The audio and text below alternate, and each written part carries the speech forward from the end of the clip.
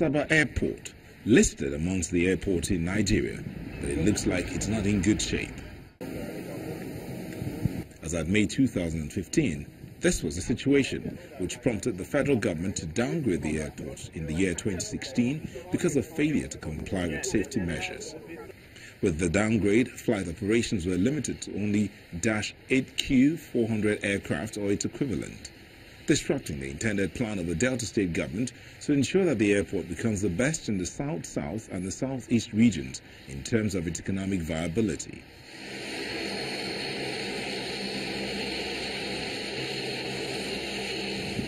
The airport is yet to find its way to optimal usage.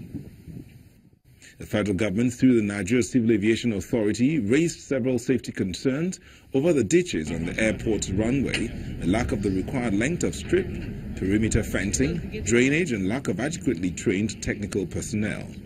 Accusing fingers have been pointed to the former contractor handling the project.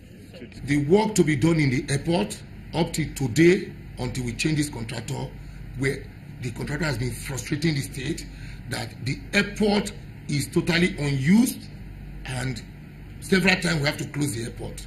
Not because of lack of funding, because this airport was initially awarded at some low amount, and because of the behavior of this airport, behavior of this contractor, using the airport to extort government and to blackmail government, we have had series of upward review from about 6 billion, now close to 27 billion naira, fully collected by this contractor. Yet this contractor will not work. Yet this contractor will not come to work. Yet this contractor will come to ask for more and more upward reviews. Be rest assured that this contractor, we will put him to test in this country. We will use him as an example in this state to make sure that all those money he collected illegally for no work done, he will refund all of them.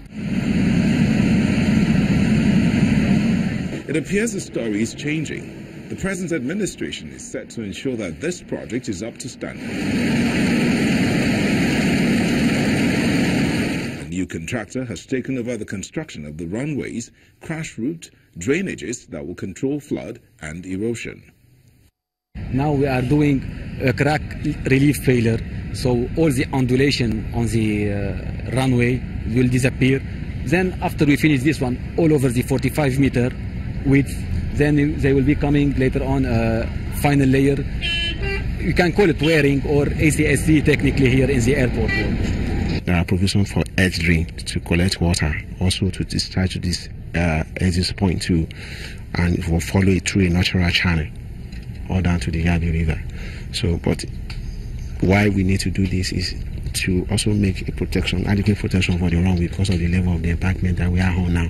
If you look at the height, we're talking about 10 to 8 meters depth. So you need something that will actually take the water off quickly.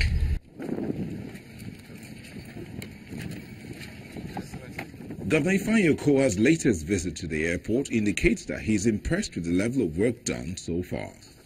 I can see that there's a lot of activity in this place. Even getting into the airport, the level of activity that you see is quite encouraging, very much unlike what we did have in the past. For them to mobilize in 4 weeks and in 4 weeks to achieve the level of activity that they've achieved, you can see there's a major difference. Okay, it took 2 years. 2 years to do the first 900 meters. We are almost achieving 1.1. Beyond the fact that the drainage job and then the reclamation job is also being done at the same time with some other things being done. I think that is wonderful. We did ask that they complete in 4 months. The issues surrounding the underutilization of the Asaba airport have lingered for so long. What air travelers would love to see going forward is sustained commitment and zeal on the part of the state government so the airport can return to full operations.